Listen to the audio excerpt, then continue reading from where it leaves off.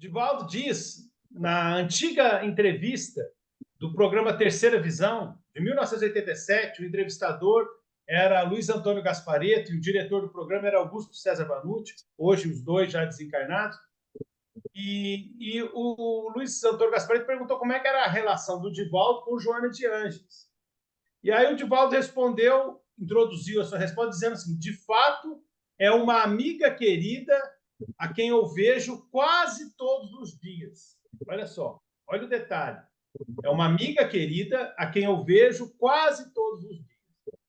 Então, se o Divaldo diz isso claramente a respeito de Joana de Ângeles, que era uma amiga querida e é uma amiga querida a quem ele vê quase todos os dias, nós podemos supor tranquilamente que o Emmanuel era um amigo querido a quem Chico Xavier via quase todos os dias, se não todos os dias.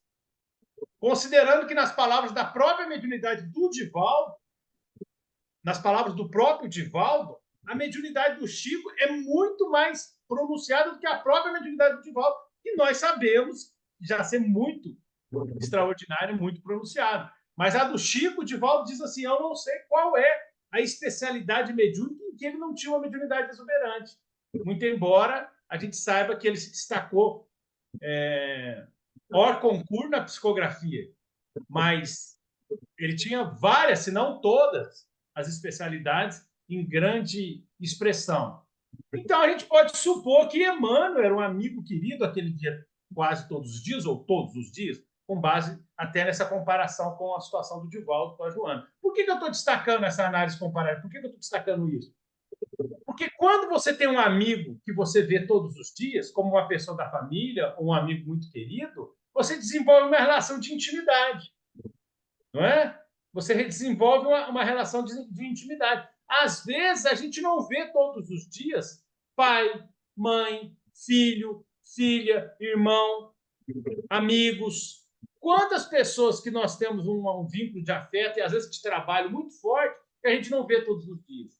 Então, é uma relação em que pese que é um espírito encarnado com um espírito desencarnado, mas é uma relação muito próxima, muito forte. Então, a gente fica na dúvida. Era uma relação de pai e filho?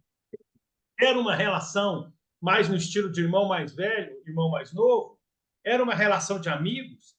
Era uma relação de chefe e subordinado dentro de um trabalho com rigor empregatício, vamos chamar assim? Era um trabalho de parceiros, era uma relação de parceiros do trabalho, como os membros de um time de futebol. Estou jogando junto com o meu companheiro, com o meu parceiro de time, ou eu estou tocando um instrumento junto com o meu parceiro musical, ou eu estou fazendo um trabalho junto com o meu parceiro em qualquer atividade.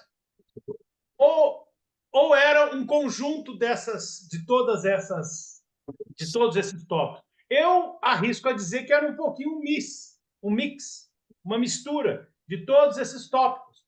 Era um pouco pai e filho, era um pouco irmão mais velho, era um pouco chefe subordinado, porque o mentor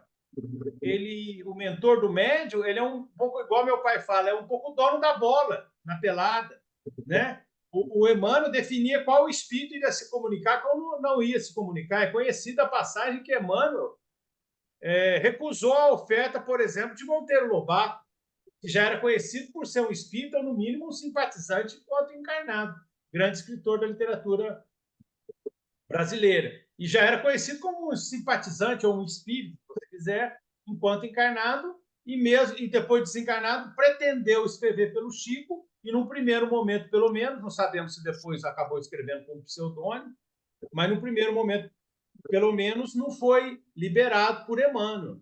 Então, Emmanuel era o mentor de Chico pessoalmente, era um autor que escrevia por Chico, mas também era um orientador do trabalho mediúnico de Chico como um todo. Por isso a gente nota que várias vezes ele prefaciou livros de outros autores que escreviam por ele. Então, por exemplo, ele prefaciou todos os livros da série A Vida no Mundo Espiritual de André Luiz e os livros de André Luiz em geral. E prefaciou livros de outros autores. E o próprio Frederico Figner, irmão Jacó, revela no início do livro Voltei que André Luiz e Emmanuel ajudaram muito na revisão e na melhoria do texto.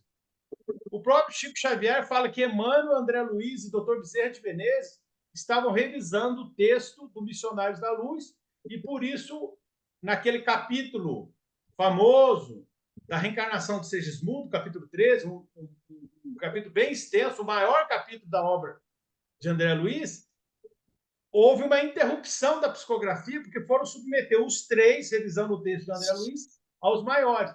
Então, o Emmanuel é um camarada que está trabalhando muito, mas está muito próximo, tem uma relação de amizade muito próxima. Essa coisa de pai e filho, se a gente admitir como verdadeira a reencarnação de Emmanuel como senador Publio Lentulus e a de Chico como Flávia, que a de Emmanuel ninguém questiona muito como senador Publio Lentulus, mas a de Chico como Flávia, como filha, então essa relação como pai e filho também já viria de priscas eras, né? Já viria de bastante tempo.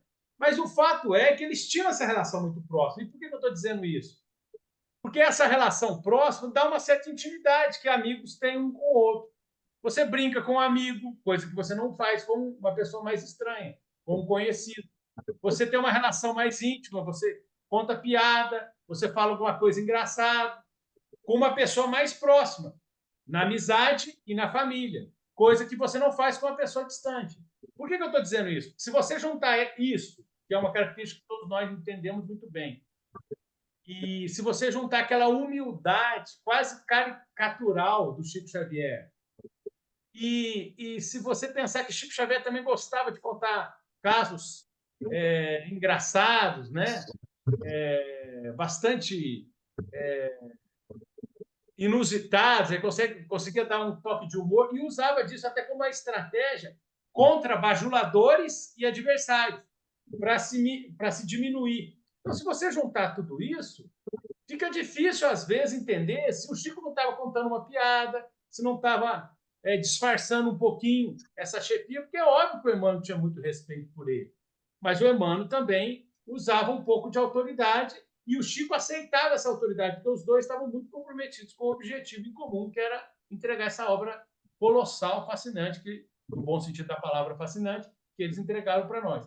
Ali, com bastante respeito um ao outro.